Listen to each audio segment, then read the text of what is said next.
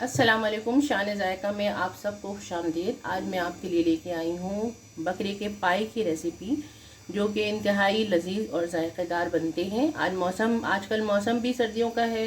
ये तकरीबन इसकी क्वांटिटी मैं आपको बता दूँ। यहाँ पे मेरे पास ये मौजूद है 1 दर्जन मैंने पाए लिए है, जिसको मैंने आटा लगाकर 1 घंटे के लिए रख दिया था, क्योंकि आटा लगाना इसके अंदर मस्ट ज़रूरी होता है। क्योंकि अगर हम आटा नहीं लगाएंगे तो इसके अंदर जो बाल लगे होते हैं ना, तो वो वॉश करना हमारे लिए मुमकिन नहीं रहता। तो इसी वजह से आप देखें कि ये 1 घंटे के बाद जब मैंने धोए थे, तो वो जो बाल इसके अंदर चिपके हुए थे वो कितनी आसानी के साथ जो हैं वो छुट चुके हैं। अब ये बिल्कुल साफ़ हो चुके हैं बकरे की, यानी कि आखिरी पहले इनको गलाया जाएगा। मैंने गलाने के लिए यहाँ पे पानी चढ़ा दिया है कुकर में। मैं इनको कुकर में पकाऊंगी, पतीली में नहीं पकाऊंगी, क्योंकि पतीली का पकाने का जायका अलग होता है और कुकर के पकाने का जायका अलग होता है। आप करके देखिएगा इसको, तो आपको खुद अंदाज़ा हो जाएगा। साथ ही हम ये मसाले जो हैं ये इसके अंदर हम डालेंगे अपने पाए के अंदर।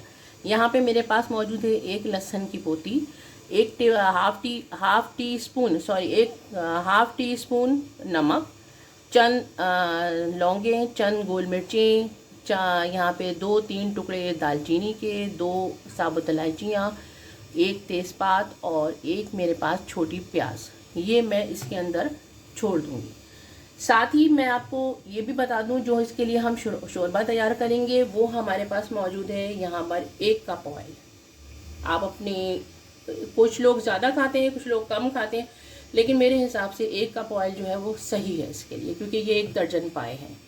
यहाँ आएंगे, मेरे पास मौजूद है ये यहाँ पर लाल मिर्च पिसी हुई, नमक 1 टेबल स्पून, नमक हाफ टी स्पून, देगी मिर्च मैं यहाँ पे डाल रही हूँ। देगी मिर्च यूज़ इस्तेमाल होती है बेसिकली, इसलिए बहुत हल्की होती है, तेज़ नहीं होती। ये इस्तेमाल होती है सालन में सुर्खी देने की। साथ ही मेरे पास मौजूद है ये गरम मसाला 1 टीस्पून, पिसी हुई हल्दी, ये मैंने साबुत हल्दी ली थी, साबुत हल्दी ये पिसी हुई है, लहसुन अदरक का पेस्ट है, ये सब 1-1 टेबल स्पून है। और ये मेरे पास जो पिसा हुआ धनिया है, ये भी मैंने खुद पीसा था अपने घर में, ये 2 टेबल स्पून है। ये यहाँ पे मौजूद है मेरे पास 2 दरमियाने साइज़ के टमाटर। अगर बड़ा है तो आप 1 लेंगे, और अगर दरमियाने हैं तो 2 लेंगे। मेरे पास छोटे थे दरमियाने साइज़ के, तो मैंने 2 ले लिए। यहाँ पर प्याज मेरे पास 2 दरमियाने साइज़ की हैं, बड़ी होगी तो आप 1 ही लोगे, लेकिन मैंने यहाँ पे मेरे पास छोटी थी तो मैंने 2 दरमियाने साइज़ की प्याज ली। तो सबसे पहले हम इसको देखते हैं कि हम इसको किस तरह से चढ़ाएंगे। जब मैं इसको चढ़ाऊँगी उसके बाद में हम जो है अपने ग्रेवी की तरफ आएंगे, और फिर मैं आपको बताऊंगी कि ग्रेवी किस तरह से इसकी बनेगी। ठीक है जी। तो व्यूअर्स देखिए, मैंने अपने कुकर के अंदर ये पाए जो है ये डाल दिए हैं। पानी मैंने पहले से उबाल लिया था, क्योंकि पानी उबालना जो है वो अपनी रेसिपी के लिए बहुत ज़रूरी होता है। मैं हमेशा गर्म पानी ही यूज़ करती हूँ, तो आप लोग भी पहले गर्म पानी ही इस्तेमाल कीजिए। उबालने के लिए मैंने पानी रख दिया था, और साथ में वो इंग्रेडिएंट्स जो मैंने आपको बताए थे, वो इंग्रेडिएंट्स मैं इसके अंदर डाल रही हूँ, जिसमें हमारे पास ये मौजूद थे, मैं इसके अंदर डाल रही हूँ। अब जैसे ही इसके अंदर उबाल आएगा, तो फिर मैं इसको कुकर को आपके सामने जो है बंद कर दूंगी। जब ये कुकर की सीटी 4-6 सीटियां घूम जाएंगी, क्योंकि आपको पता है कि कुकर में बहुत आसानी के साथ और बहुत जल्दी हमारा काम हो जाता है बनिस्बत पतीली। देखिए व्यूअर्स, इसमें उबाल आ चुका है। अब ये जो थोड़ा सा ऊपर से झाग आया ना, मैं झाग को ना निकाल दूंगी, क्योंकि ये निकाल देना ज़रूरी होता है पाए में से। मैं इसको यहाँ से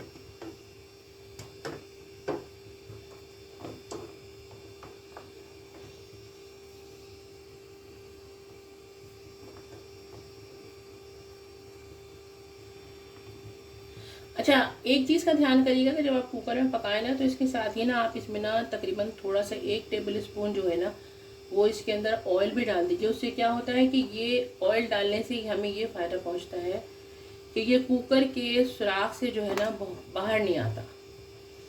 ये चीज़ का ध्यान रखिएगा, ठीक है। अब मैं इसको बंद कर दूंगी।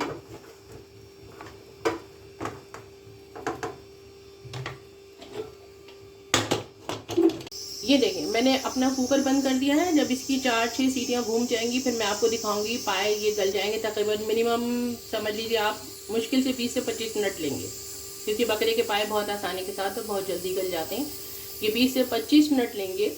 और फिर मैं आपसे मिलती हूँ, तो फिर हम जो है वो अपना शोरबा तैयार करेंगे। देखिए व्यूवर्स, यहाँ पर मैंने पाए जो हैं वो मेरे गल चुके हैं। इनको मैंने निकाल लिया है अपने प्याले में, और तमाम जो है इसका अखनी को मैंने छान लिया था, क्योंकि तमाम चीज़ें जो हमने इसके अंदर डाली थी ताकि वो शोरबे में शामिल ना हो, हमें सिर्फ उनका जो है वो टेस्ट चाहिए यहाँ पे, इसलिए मैंने इसको यहाँ पर कर लिया। साथ ही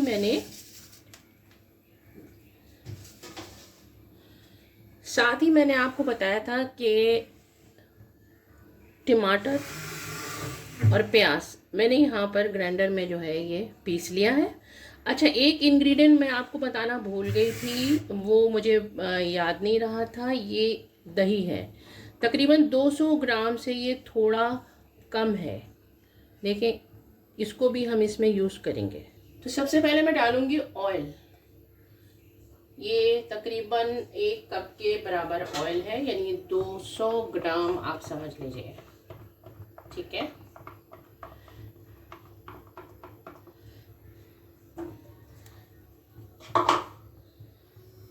साथ ही इसमें मैं डाल दूंगी ये पिसा हुआ मसाला, जो मैंने टमाटर और प्याज जो है वो इसमें पीस ली थी।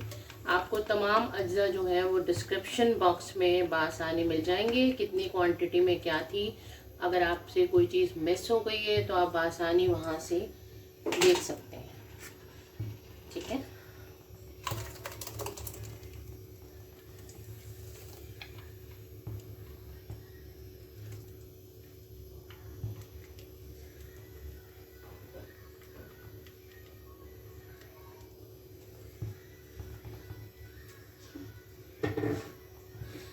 साथ ही इसमें मैं ये खुश्क मसाले डाल दूंगी, जो भी मैंने आपको बताए थे, ये तमाम मसाले मैं इसमें इस्तेमाल करूंगी।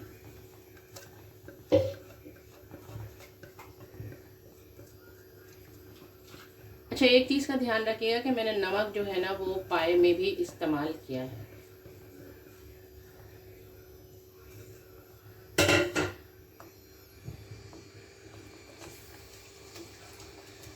दही मैंने 200 ग्राम से, देखें आप, थोड़ा कम है।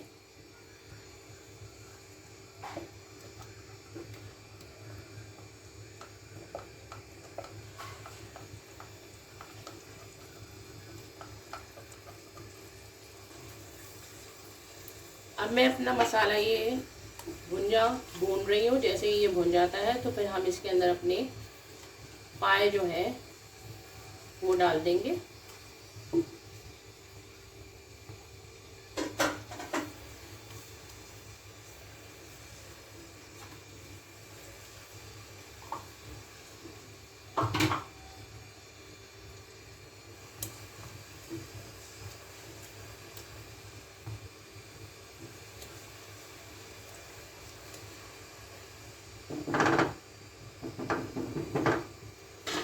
जैसे ही ये मसाला भुन जाता है,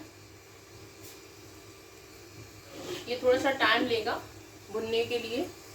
ये भुन जाएगा तो फिर मैं इसके अंदर जो है पाए अपने शामिल कर दूंगी।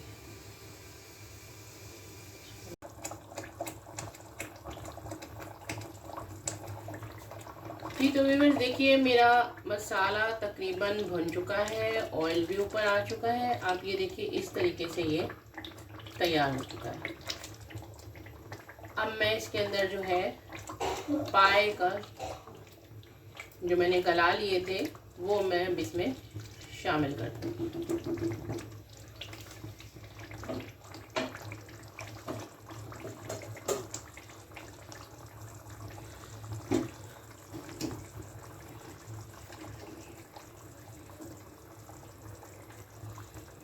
देखिए, मैं एकदम से नहीं डालूंगी क्योंकि छींटे जो है वो ऊपर आएंगी, तो इसलिए मैं जो हूँ उसको थोड़ा थोड़ा करके चम्मच से डाल रही हूँ, क्योंकि इसमें पाए की जो अखनी है वो मौजूद है।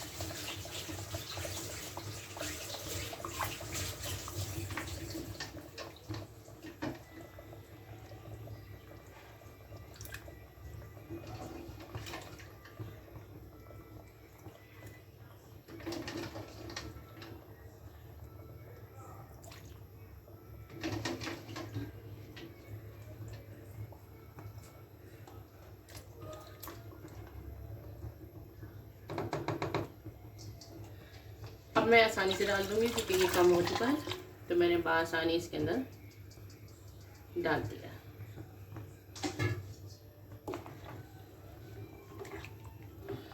अब देखिए मैं तकरीबन इसको थोड़ी देर पकाऊंगी और फिर मैं आपको इसको डिश आउट करके दिखाऊंगी कि ये कैसे बने।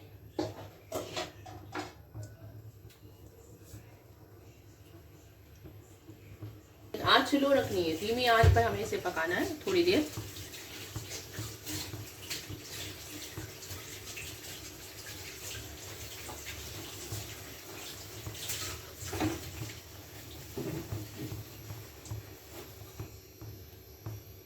मैंने इसको ढक दिया। अब ढक कर ये थोड़ी देर तक हम इसको पकाएंगे।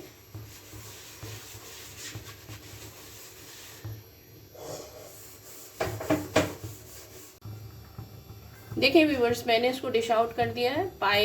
बकरे के पायों को मैंने डिश आउट कर दिया। अब आप इसका फाइनल लुक देखिए। ना सिर्फ ये देखने में आपको कुछ जायका नज़र आ रहा है, बल्कि खाने में भी बहुत लजीज होगा।